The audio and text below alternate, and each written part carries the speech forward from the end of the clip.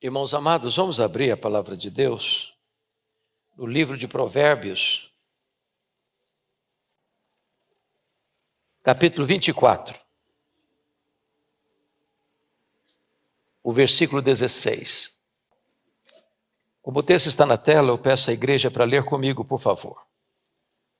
Porque 7 vezes cairá o justo e se levantará, mas os perversos são derribados pela calamidade. Haddon Robson, talvez a maior autoridade sobre homilética, preparação de sermão deste século, disse que um pregador deveria pregar um sermão tópico, ou seja, sobre um assunto, a cada 10 anos. E terminar de pregar, pedir perdão para Deus. Eu vou correr esse risco nesta noite. Diferentemente daquilo que eu tenho o hábito de fazer, mensagem expositiva, hoje gostaria de tratar de um sermão tópico. E o tema que eu quero abordar é como você pode transformar adversidades em triunfo. Talvez a palavra mais comum, repetida cotidianamente pelo brasileiro, é a palavra crise. Eu estou com 67 anos, acompanho os acontecimentos desde a minha infância e não me lembro de viver um tempo tão turbulento, tão difícil, tão doloroso, tão angustiante. Parece que a crise nos abraça, nos sufoca. E tem hora que parece que você não vê oxigênio no ar.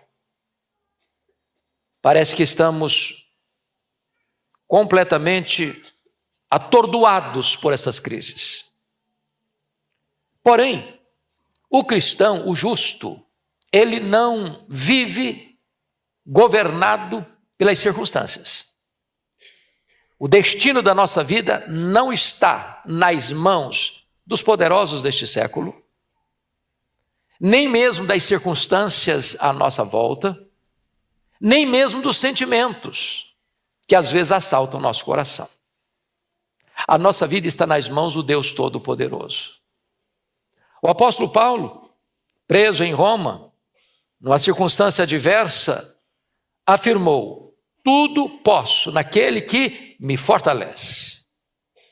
A circunstância é carrancuda, mas Deus, que nos ama, nos redime e nos protege, é aquele que nos fortalece nas crises da vida. O texto lido diz que o justo cairá 7 vezes e se levantará. Então o salvo não é aquele que não tem lutas, não tem provas, não tem vicissitudes, mas é aquele que, embora envergue por um momento, como o bambu, que o vendaval vem e o leva a beijar o chão, mas ele volta de novo, e ele volta de novo, e ele volta de novo, e ele volta de novo, até 7 vezes. Nós não caminhamos na nossa própria força, nós caminhamos na força do Onipotente. Me faz lembrar uma historiazinha engraçada, de um camundongo que pega carona nas costas de um elefante, para atravessar uma ponte sobre um grande abismo.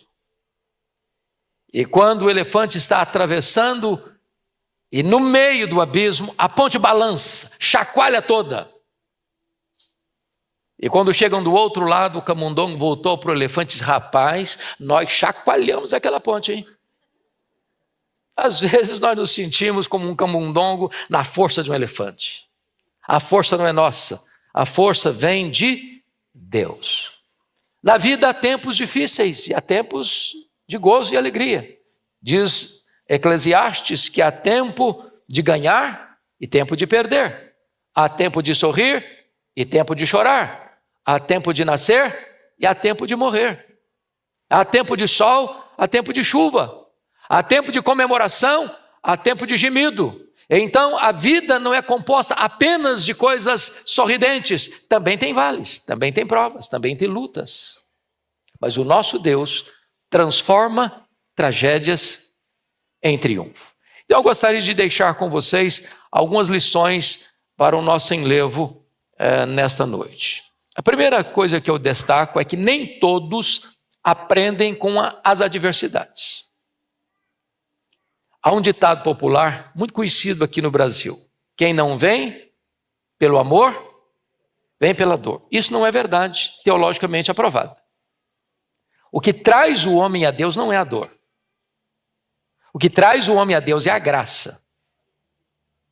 Porque o mesmo sol que amolece a cera endurece o barro. O ímpio, ao sofrer, ele fica mais revoltado ainda. Ele se insurge ainda mais contra Deus. Está lá em Apocalipse que quando o sofrimento aumentou, as pessoas mordiam na língua e blasfemavam contra Deus. Mas se você é um justo, a prova chega, você amolece, você se molda, você é moldado, você é reerguido, você é restaurado. Então isso é um fato. Todas as pessoas enfrentam adversidade. Também é um fato, nem todos aprendem com as adversidades. Judas traiu Jesus. Pedro negou Jesus.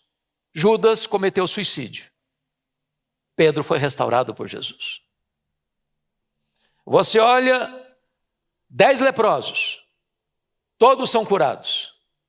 Um retorna com o coração grato. Outros se contentam apenas com a cura física e seguem a vida. Eliseu olha para a mesma cena que Geazi. Geazi vê o exército inimigo. Eliseu vê o exército de Deus. Se você é um homem e uma mulher que confia em Deus, você olha a crise e olha quem está por trás, controlando e sustentando a sua vida. Se você não confia em Deus, você se apavora diante da crise e naufraga. Quantas pessoas que, diante das adversidades, jogam a toalha e desistem? Vem à minha mente agora a história de um pastor metodista que escreve o seu primeiro livro, O Poder do Pensamento Positivo, e procura uma editora para publicar. Eu acho que até hoje esse é um problema grave. Toda pessoa que vai escrever seu primeiro livro, via de regra, tem dificuldade de publicar o seu livro.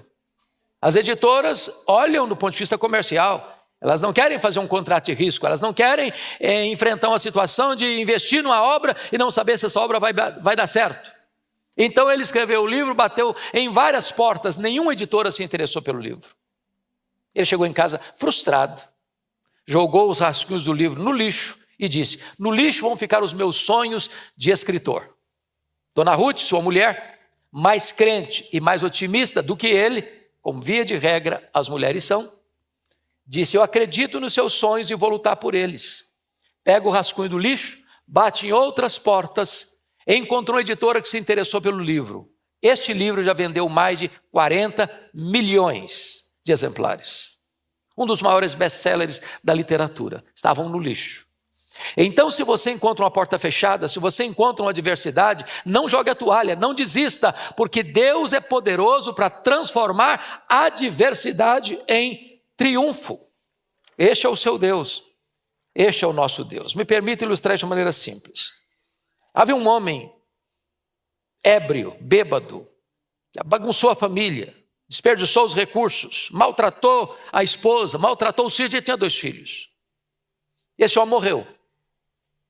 E um dos filhos seguiu o mesmo caminho do pai, da embriaguez, da vida completamente desregrada, e foi parar na cadeia. O outro irmão dele, teve uma vida de sucesso pessoal, familiar, profissional, muito bem sucedido. Isso levou um repórter a ficar intrigado e fazer uma entrevista com ambos. E quando perguntou ao cara que estava lá na prisão, disse: rapaz, por que você está aqui? Ele respondeu: tendo um pai como eu tive, você acha que eu teria outro destino na vida? Aí foi entrevistar o camarada que foi bem sucedido na vida. Rapaz, como é que você conseguiu ser bem sucedido na vida? Rapaz, tendo um pai como eu tive, eu só tinha uma escolha, é ser diferente dele. É seguir um outro caminho. Eu tinha exemplo dentro de casa que o caminho seguido era tragédia. Então, por favor, ao olhar para as circunstâncias, entenda uma coisa: nem todas as pessoas aprendem com as crises. Mas se você é um justo, ainda que você caia, Deus levanta. Ainda que você caia, Deus levanta. 7 vezes, Deus levanta você. Segundo ponto que eu gostaria de partilhar: mude sua atitude diante das adversidades. Tem muita gente que vê o problema e não vê a solução. Ah, não vai dar certo. Essa tenda não sai. Está muito caro. É muito difícil importar coisa da China. É muito complicado, não vai dar certo. Se você escutar os pessimistas, você não sai do lugar. Você não tem projeto, você não realiza nada. Você não vai para frente. Pensa comigo no Isaac. Ele está numa terra deserta. A terra está passando fome. E diz a Bíblia que ele semeia no deserto e colhe a 100 por 1. Ele entende que Deus pode reverter a situação e transformar um deserto numa terra fértil. Crise é oportunidade. É por isso que quando você encontra Paulo e Silas em Filipos, a circunstância é muito ruim. Eles foram açoitados em praça pública, eles foram humilhados em praça pública, eles foram jogados numa prisão com as costas ensanguentadas, eles foram jogados numa prisão interior, onde não tinha luz, não tinha ar fresco, onde eles tinham seus pés amarrados num tronco, e eles viram aquele cenário tão horroroso, num cenário propício para um culto de adoração a Deus, onde eles cantam e louvam o Senhor, e o milagre acontece dentro daquela cadeia. Então, nem todas as pessoas têm a mesma atitude diante das adversidades. Por exemplo, John Bunyan. Acho que todos vocês já ouviram falar de John Bunyan. Era um evangelista, batista, que pregava em praça pública em Bedford. E não se podia pregar em praça pública. E ele foi pregar em praça pública. E eles o prenderam. E diziam para ele: se você prometer de não pregar mais em praça pública, nós soltamos você. E se vocês me soltarem, eu vou para a praça pregar. E lá da cadeia, ele via sua filha primogênita cega, passando dificuldades, numa prisão imunda. Mas aquela prisão foi o ambiente propício para ele escrever a obra talvez mais lida no mundo depois da Bíblia, O Peregrino, que retrata a peregrinação do servo de Deus, deste mundo de agruras, para as mansões celestiais. Ele olhou para as circunstâncias difíceis com outros olhos. Eu acho que todos vocês que gostam de acompanhar o cenário político, não só do Brasil, mas do mundo, devem se lembrar da história de Richard Nixon. E os biógrafos dele contam que, poucos meses após a sua renúncia, o ex-presidente americano entrou numa depressão profunda, a ponto de ser hospitalizado. E ele estava completamente sem ânimo para viver, completamente arruinado, devastado pela depressão, chegando a dizer: a minha vida acabou, eu não tenho mais razão para viver, eu fracassei, eu envergonhei o meu país, meu nome está na lama. Quando de repente entra uma enfermeira apressada no quarto e diz: presidente, presidente, presidente, abra a janela. E quando ele abriu a janela, havia um avião levando uma faixa enorme com os seguintes dizeres: Senhor presidente, Deus te ama e nós também te amamos. Quem mandou fazer essa faixa e o avião voar de frente à janela foi dona Ruth Graham, esposa de Billy Graham. E conta os biógrafos de Richard Nixon que aquela atitude de Ruth Graham trouxe ânimo para o seu coração, cura para a sua alma, restauração para a sua vida. E a partir daquele momento, depois do escândalo da Watergate, ele vem a se tornar consultor sobre assuntos nacionais e internacionais. Aquela palavra entrou no seu coração e mudou o cenário da sua vida. Não importa a crise que você esteja vivendo, não importa o poço que você caiu, não importa a dor que você está passando, saiba de uma coisa: Deus ama você. Sabe que tem gente que ama você. Então não desista, então não jogue a toalha, então não retroceda, Então saiba que Deus pode intervir na sua vida e transformar o seu vale num manancial. Foi o que aconteceu com o pródigo. Ele estava lá no chiqueiro, cheio de andrajos, cheirando mal, passando fome. Num momento, uma ideia explode em sua mente. Quantos trabalhadores na casa do meu pai têm pão com fartura e eu estou aqui morrendo de fome? Levantar-me-ei, irei ter com meu pai. Eu quero dizer para você hoje, em nome de Jesus, que se você está num lugar que você não deveria estar, se você está sofrendo angústias e dores por causa das más escolhas que você fez, é hora de você voltar para a casa do Pai, é hora de você voltar para Deus, é hora de você receber o abraço de Deus, o beijo de Deus, o perdão de Deus, a restauração de Deus e um recomeço na sua história. Porque Deus levanta o justo, ainda que ele caia até 7 vezes. Terceira lição que eu gostaria de partilhar com vocês. Não creia que as adversidades sejam permanentes. Deus pode mudar a sua história. Às vezes a gente pensa que as adversidades vão durar a vida inteira. E nós não suportaríamos uma viagem todinha de turbulência. Tem hora que tem folga, sabia? Tem hora que tem lenitivo. Tem hora que tem óleo fresco sobre a cabeça. Aliás, quando você está perto de uma grande crise, é porque você está perto de uma grande vitória. Quando você está num vale muito profundo, você está no sopé de uma grande montanha. Então, veja você, algumas histórias bíblicas interessantes. O Abraão está com 99 anos. Deus muda o nome dele de Abrão, grande pai, para Abraão, pai de multidões. E eu fico pensando, pastor Ival, nessa cena. O Abraão passa no lugar e alguém diz, como é o nome do senhor mesmo? Fosse lá na roça, qual a graça do senhor mesmo? Eu me chamo pai de uma grande multidão. E aí, quantos filhos o senhor tem? Eu falei, não chegou ainda não, mas vai chegar, vai chegar. Mas o cara está com 99 anos. O seu presente não é o fator decisivo para o seu futuro. Hoje é crise, amanhã a vitória chega. O Moisés foi preparado 40 anos no Egito, em todas as ciências do Egito. E agora esse camarada tem que fugir do Egito. O homem mais poderoso do mundo está procurando-o para matá-lo. E ele vive 40 anos num deserto tosco. O cara mais culto da época, cultura enciclopédica, está correndo atrás de ovelhas, lá no deserto de Midian. Eu acho que Moisés deve ter deitado muitas noites pensando, meu Deus, para que eu estudei tanto? Onde eu vim parar? Meu projeto de libertar meu povo frustrou. 80 anos nas costas. Achou que tinha encerrado a carreira. E na verdade Deus o estava preparando para uma grande missão. Para ser o libertador do seu povo. Para ser o legislador de Israel. Para ser o intercessor de Israel. Para ser o homem que haveria de guiar a nação pelos desertos tórridos daquela região.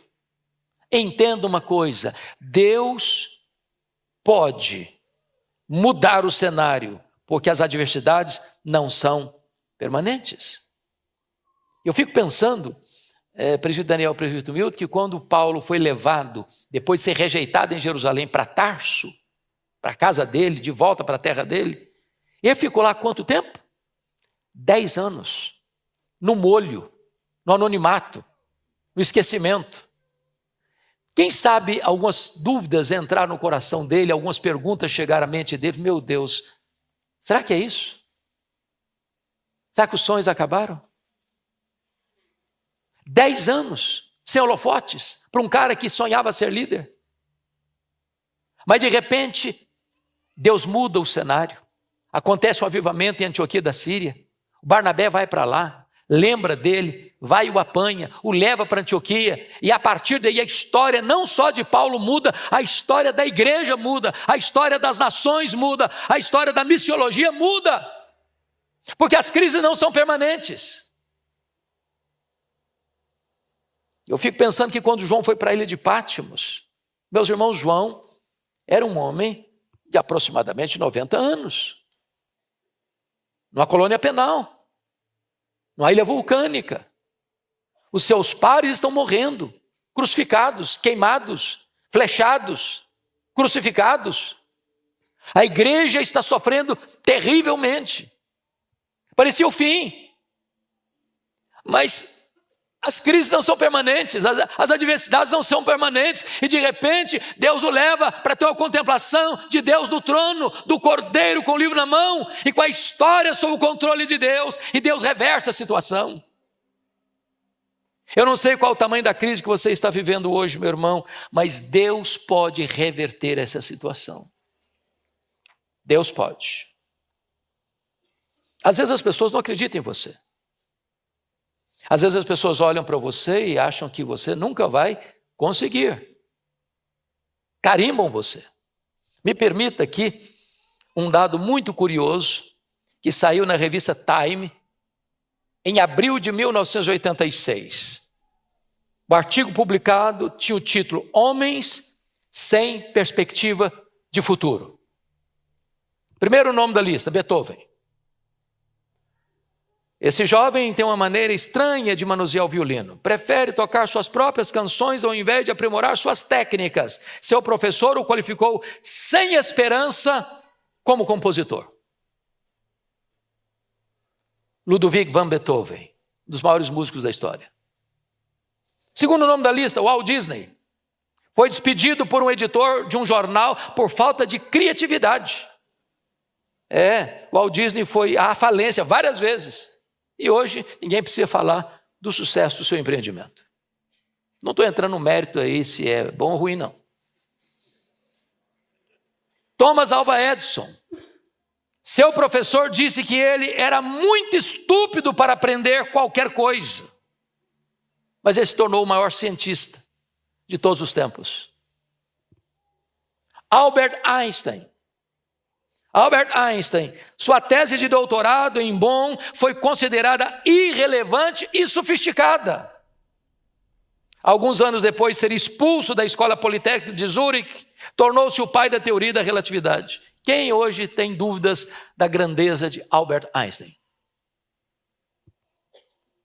Quinto nome da lista, Louis Pasteur. Foi apenas um estudante medíocre. Em química foi colocado em 15º lugar num grupo de 22.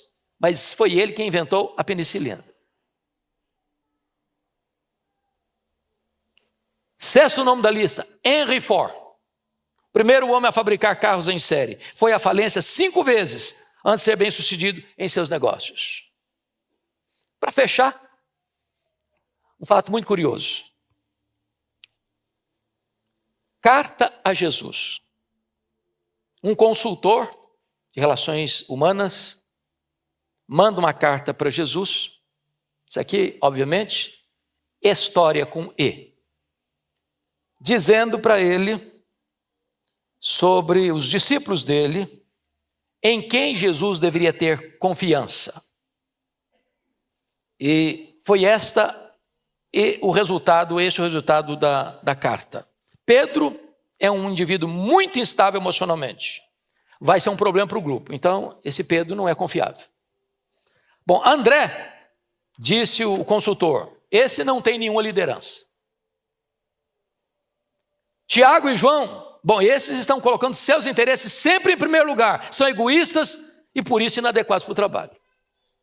Tomé, bom, esse é um perguntador inveterado e tem uma enorme tendência a bater o ânimo do grupo. Mateus, esse encontra-se na lista negra da Associação Comercial de Jerusalém.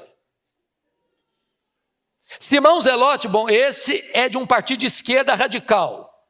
Sempre quer pegar em armas para uma revolução contra Roma, uma revolução armada.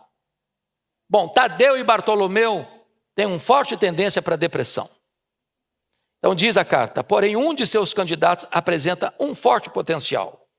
Ele é um homem hábil, se relaciona bem com as pessoas, tem uma mente muito imaginativa, tem os contatos certos nos lugares certos, é inteligente, é ambicioso, é responsável e, portanto, essa consultoria tem o prazer de lhe recomendar Judas Iscariotes como seu homem de confiança e seu braço direito.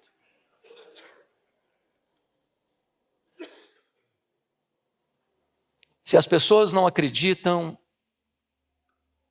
que você pode fazer a obra de Deus, Deus acredita. Se as pessoas carimbam você dizendo, você não vai conseguir, se Deus se agradar de você, você vai conseguir. Quando os espias olharam a terra, voltaram com um relatório. A terra é boa mesmo, mas não é para o nosso bico, não. E lá tem cidades fortificadas, lá tem gigantes. Eles vão nos engolir vivos. Não dá para nós. Aos olhos deles, nós somos como gafanhotos. Aos nossos próprios olhos, nós somos gafanhotos. Não dá para nós, não. É impossível. Josué e Caleb disseram, se o Senhor se agradar de nós, nós podemos. Se o Senhor se agradar de nós, nós podemos. Quarta lição que eu gostaria de partilhar. Nós devemos aprender com as adversidades. Preste atenção nisso. Porque as adversidades podem ser as nossas pedagogas. Então vamos pensar nisso. Veja comigo. Davi disse no Salmo 119, versículo 71, foi-me bom ter passado pela aflição para que eu aprendesse os teus decretos. Irmãos, a gente aprende mais numa casa de funeral do que numa casa de festa. As maiores lições da vida não são aprendidas em dias de celebração, são aprendidas no dia do choro. Às vezes é no sofrimento que a gente aprende as maiores lições da vida. E Davi está dizendo isso. O apóstolo Paulo, estando preso em Roma, depois de ter enfrentado tantas agruras nas suas viagens missionárias, preso aqui, açoitado com varas acolá, apedrejado ali, acusado acolá, ele vai olhar esse cenário e dizer, meus irmãos, eu quero que vocês saibam que as coisas que me aconteceram têm antes contribuído para o progresso do Evangelho. Ou seja, aprenda, meu amado irmão, com as adversidades. Em vez de você ficar endurecido, seja moldado por Deus nessas dificuldades. Segundo ponto, na adversidade olhe para Jesus e prossiga em vez de ficar desanimado. Tem hora que você fica desanimado? Aqui para nós. Tem hora que você diz, eu acho que eu vou dar uma parada. Estou fazendo o meu melhor, só estou levando burdoada na cabeça. Tem hora que você está de tanque vazio. Tem hora que você está andando na reserva. O que você vai fazer? O apóstolo Paulo, na carta aos Filipenses, diz, uma coisa eu faço, esquecendo-me das coisas que para trás ficam, prossigo para o alvo, avanço, para o prêmio da soberana vocação de Deus em Cristo Jesus. Pare de ficar olhando demais para as lentes do retrovisor. Põe os seus olhos em Jesus. E caminhe para frente.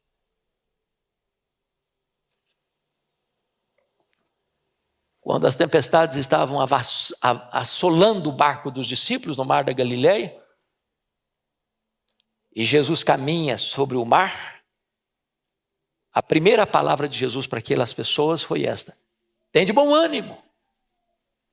Sou eu, não tenho medo. Tem hora, meu irmão, que a sensação que a gente tem é de prostração.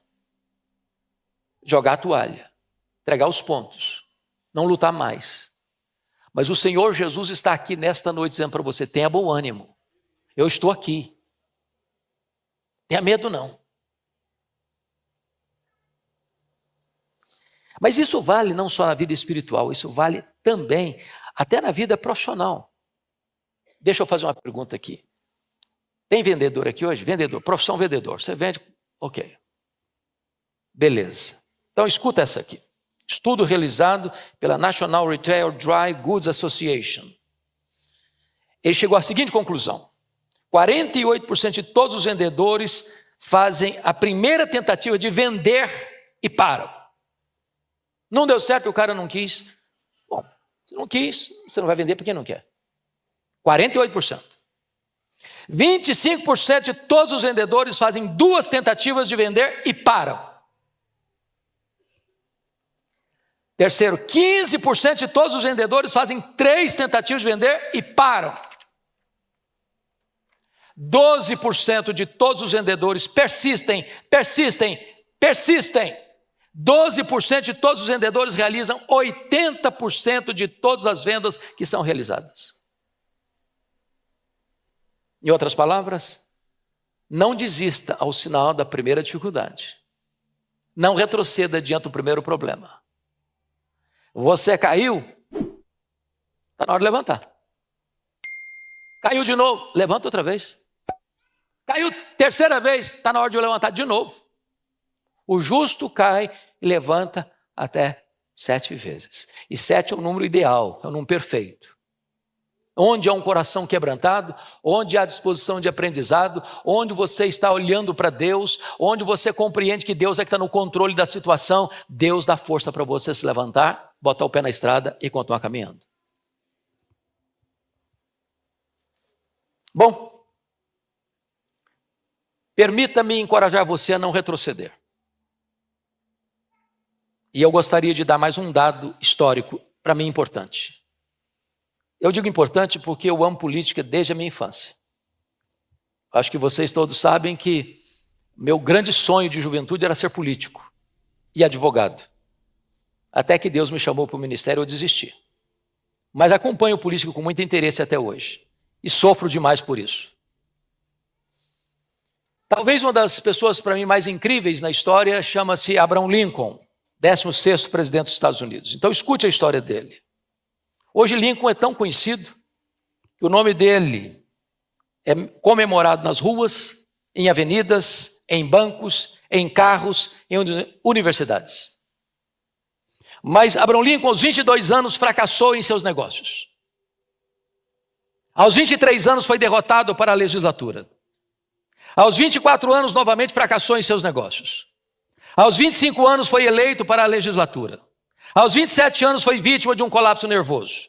Aos 29 anos foi derrotado à candidatura de presidente da Câmara. Aos 31 anos foi derrotado no colégio eleitoral. Aos 39 anos foi derrotado na sua candidatura ao Congresso. Aos 46 anos foi derrotado na sua candidatura ao Senado. Aos 47 foi derrotado na sua candidatura à vice-presidência. Aos 49 anos foi derrotado na sua candidatura ao Senado. Aos 51 anos foi eleito presidente dos Estados Unidos da América, o maior presidente da história até hoje.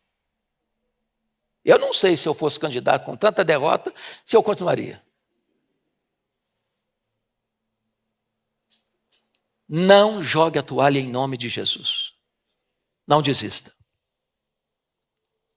Deus é poderoso, meu irmão, minha irmã, para transformar os nossos vales áridos em mananciais. Está lá no Salmo 84. E eu queria, para terminar, citar 3 exemplos. O primeiro deles, George Matheson. Ele vai ao médico, recebe a notícia de que ficaria cego em poucas semanas. Ele vai comunicar esse fato à sua noiva, que ele ficaria cego em poucas semanas. E a noiva termina o noivado com ele. Em vez de naufragar no vale da dor, ele começa a compor e escreve o hino que você e eu cantamos até hoje. Amor, que por amor desceste, amor, que por amor morreste, ó quanta dor não padeceste, minha alma vieste resgatar e meu amor ganhar. Eu não vou fazer igual o pastor Orival, porque poucos dias aqui, ele fez um solo aqui, eu estava acompanhando e falei, Orival como cantor é um bom pregador. Eu acho que eu sou pior do que ele como cantor. Mas entenda que você pode transformar o vale num manancial. Esse hino de Matheson tem abençoado milhões e milhões de pessoas até hoje. Segundo exemplo, Louis Braille ficou cego na infância.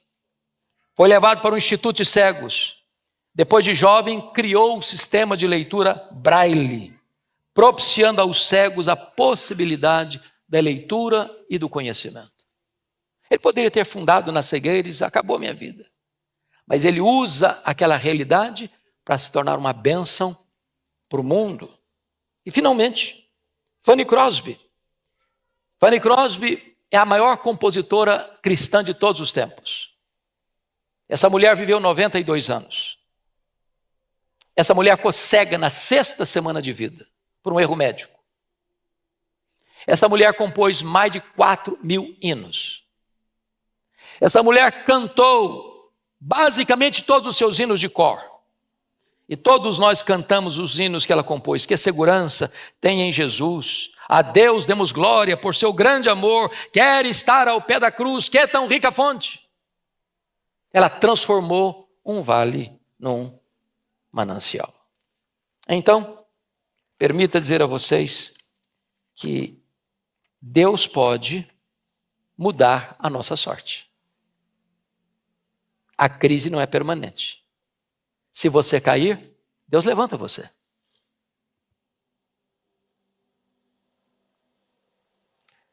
Quem sabe você e eu hoje pudéssemos fazer a oração de Jabes. Ele estava carimbado com o nome Jabes. Em meio de dores, a sua mãe o deu à luz. Seria um estigma para ele. E diante daquela situação tão difícil, ele faz uma oração a Deus e diz, ó Deus, tomara que me abençoes e me alargues as fronteiras, que seja comigo a tua mão e me preserves do mal, de modo que não me sobrevenha aflição. E Deus atendeu a sua oração. Ore a Deus para Deus mudar a sua sorte. Você está passando por um vale, por uma dor, por uma prova, por um sofrimento, por uma seca, por um deserto. Deus pode mudar a sua sorte. Ele é poderoso para fazer isso. Porque o texto diz, porque 7 vezes cairá o justo e se levantará. Os perversos são derribados pela calamidade, mas Deus vai erguer você. Deus vai fortalecer você. Deus vai continuar conduzindo você em triunfo. Em Jesus você é mais do que vencedor. Deus nos ajude. Deus nos abençoe. Amém.